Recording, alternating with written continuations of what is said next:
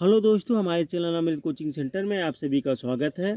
और हर रोज़ की तरह आज भी एक नए लेसन के साथ आप लोगों के साथ आए हैं। Class 8 English lesson 6 from are railway coverage.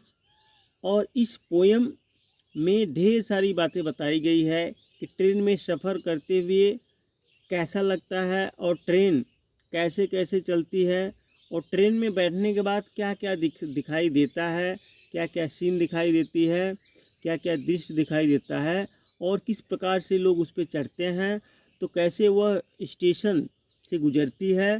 तो पूरी कहानी एक ट्रेन के बारे में है और एक सफ़र करने वाले व्यक्ति के बारे में है।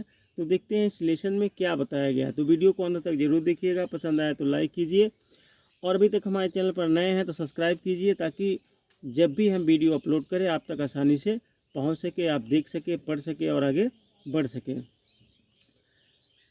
पहले लिखा गया, have you ever travelled in a train? क्या आपने सब कभी ट्रेन में यात्रा की है? इफ़ यस, यदि हाँ, तो share your experience with your classmates. तो अपना अनुभव अपने सहपाठियों के साथ साझा करें। यदि आपने कभी ट्रेन से सफ़र किया है तो हाँ, अगर हाँ किया है तो उसके बारे में अपने सहपाठी यानी जो क्लास में आपके साथ पढ़ते हैं तो उनके साथ शेयर कीजिए, नहीं बांटिए, उसकी कहानी बताइए। यहाँ पे पोएम यहाँ से शुरुआत होता है, फास्टर देन फेरीज और फास्टर देन विशेज, यानी परियों से भी तेज़, चुड़ैलों से भी तेज़। यानी ये जो ट्रेन चलती है तो यहाँ पे कह रहे हैं परियों से भी तेज़ चलती है, चुड़ैलों से भी तेज़ चलती है। Bridge and houses, hedge and digit. अब ट्रेन कहाँ कहाँ से गुजरती है? पुल और घर, बाड़े और खाइयाँ।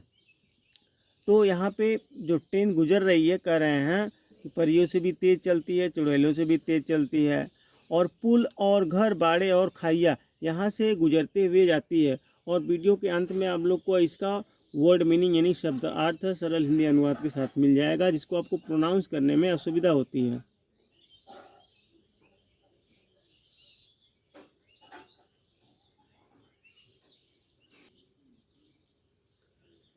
And charging along like troops in a battle, और युद्ध में सैनिकों की तरह आगे बढ़ना।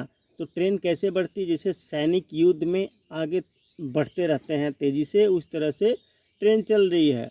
All through the meadows, the horses and cattle. अब कहाँ कहाँ से जा रही है? घास के मैदान में, घोड़े और मवेशी। तो यहाँ सभी जगहों से ये ट्रेन गुजरते हुए जा रही है।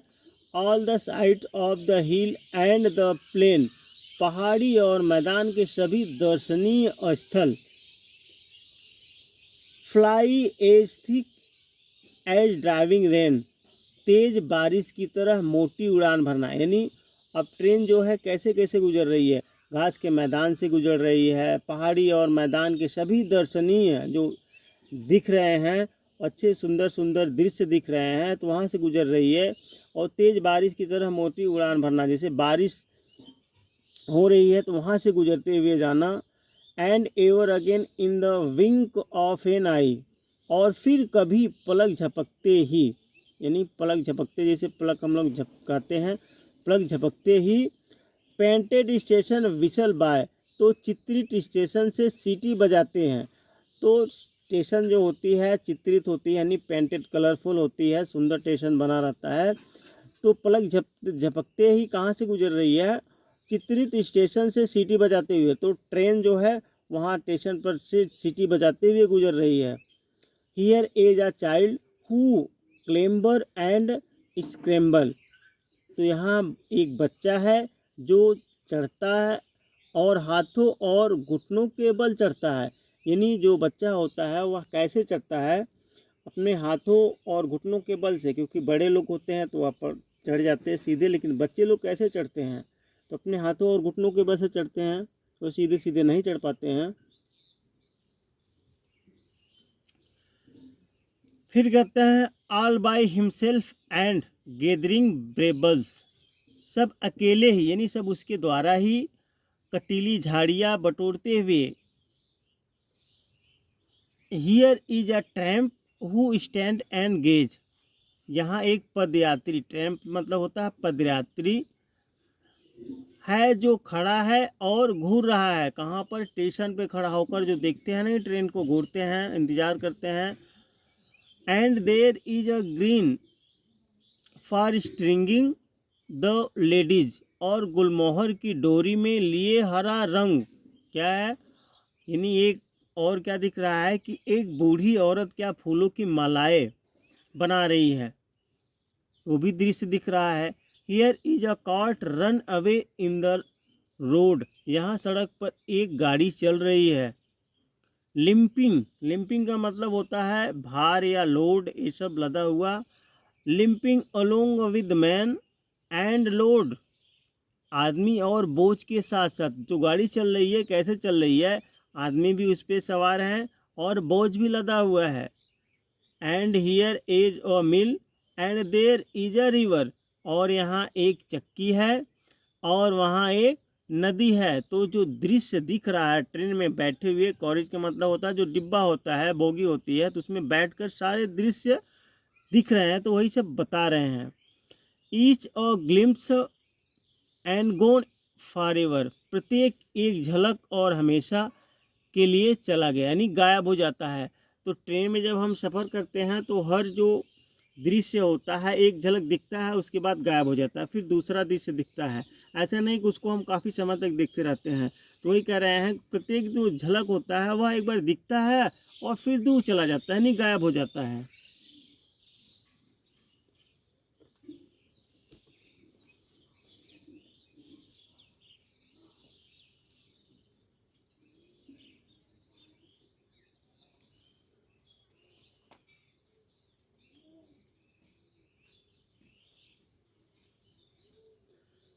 अब यहाँ पे वर्ड मीनिंग दिया गया है। कॉरिज यानी गाड़ी, ट्रेन का डिब्बा होता है। फेरिज परियां होती है। विचेज जादूगरनी या डायन होती है। ब्रिज पुल होता है। और हैज बाड़ा, घेरा या झाड़ियों का। तो डेच खाई या गड्ढा। ट्रूप होता है सैनिकों की टुकड़ी। बैटल होता है लड़ाई, युद्ध का मैदान। मिडो घास का मैदान। कैटल मवेशी। साइट दृश्य होता है, दृष्टि या दृश्य। विंक मतलब होता है पलक झपकाना। क्लेम्बर कठिनाई से चढ़ना, क्योंकि बच्चा जो है, बच्चे लोग कठिनाई से चढ़ते हैं। स्क्रैम्बल हाथों और घुटनों के बल से चढ़ना। गेदर एकत्रित करना। ब्रेम्बल कटीली झाड़ी। ट्रैम्प पदयात्री या घुमक्कड़। गेज एकटक देखना। और स्ट्रिंगिंग तो धागे के माने धागे में माला गूंथना। लंपिंग भार लदा हुआ। तो दोस्तों उम्मीद करते हैं यह पोयम आपको अच्छी तरीके से समझ में आया होगा। नहीं समझ में आया तो दोबारा देख लीजिएगा, और पसंद आया तो लाइक कीजिए और अपने दोस्तों तक शेयर ज़रूर कीजिएगा। और इस प्रकार की आप लोग को किसी भी लेसन की वीडियो चाहिए तो आप हमें कमेंट बॉक्स में लेसन का नाम और क्लास का नाम लिखकर ज़रूर भेजिएगा। हम ज़रूर कोशिश करेंगे कि उस लेसन का सरल हिंदी अनुवाद के साथ वीडियो आप तक बनाकर भेजें।